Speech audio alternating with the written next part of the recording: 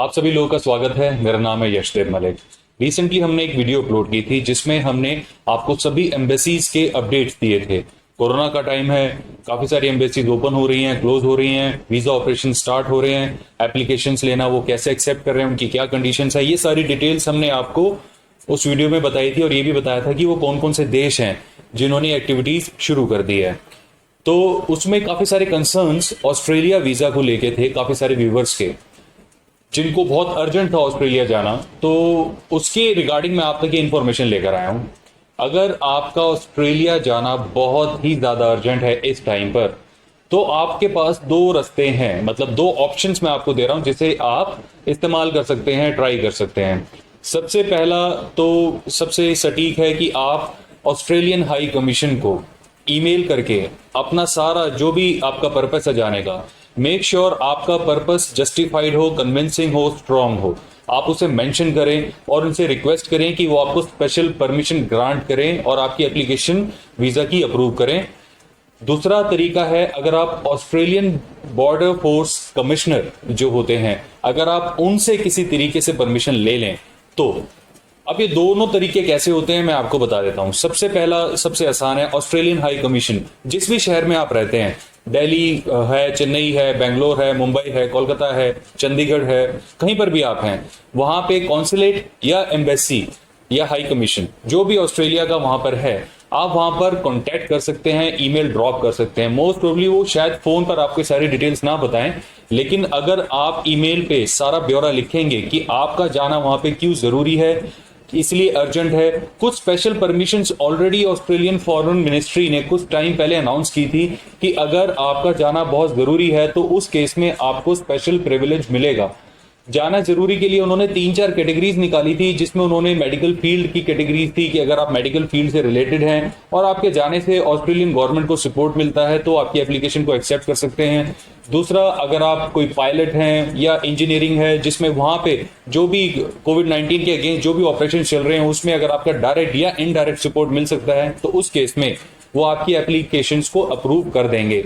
Recently news में भी आपने सुना होगा कि एक पैसेंजर को हाल में ही ऑस्ट्रेलियन हाई कमीशन ने परमिशन दी और उन्होंने ऑस्ट्रेलिया में फ्लाई किया। तो आप पहला तरीका तो ये आजमा सकते हैं। इसमें सिंपली आपको मेल करना होगा, शायद फोन पे वो इतनी इंफॉर्मेशन आपसे ना शेयर करें तो आप मेल कर सकते हैं। मेल आईडी कैसे मिलेगी? जो भी आपके एरिया के लोकल कॉन्सुलेट हैं वहां की वेबसाइट पे जाके आप उनकी ईमेल आईडी निकाल सकते हैं। बहुत आसान है, गूगल पे आप सर्च मारेंगे तो आपको ईमेल आईडी मिल जाएगी। और जिस भी ईमेल से आप ईमेल सेंड करेंगे वो मेक श्योर कि किसी तरीके से कोई स्पैम वाली मेल ना हो, क्योंकि कई लोग ऑफिशियल ईमेल आईडी यूज करते हैं और किसी के सर्वर में अगर बहुत ज्यादा स्पैम है, मान लीजिए कि आपने एंटी स्पैम अपने सॉफ्टवेयर में लगाया हुआ है और कोई आपको जेन्युइन मेल भी भेज रहा है लेकिन उनके सर्वर पे बहुत ज्यादा स्पैम है, तो आपका जो एंटीवायरस सॉफ्टवेयर है वो उसको फिल्टर कर देगा और आप तक आने नहीं देगा। तो इसलिए थोड़ा सा ध्यान रखें इस चीज का कि आप जो भी ईमेल आईडी यूज करें वो थोड़ी सी जेन्युइन हो और उसमें किसी भी तरीके से कोई स्पैम एक्टिविटीज ना हो।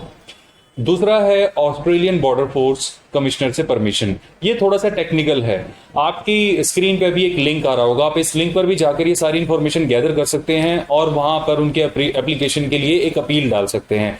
इसमें आपको सेम जो आपने ऑस्ट्रेलियन हाई कमीशन को आगे अपील रखी थी, सेम वही अपील आपने वहां पर रखनी है और उनसे रिक्वेस्ट करना है कि आप मुझे स्पेशल परमिशन दें क्योंकि मेरा ऑस्ट्रेलिया आना बहुत जरूरी है।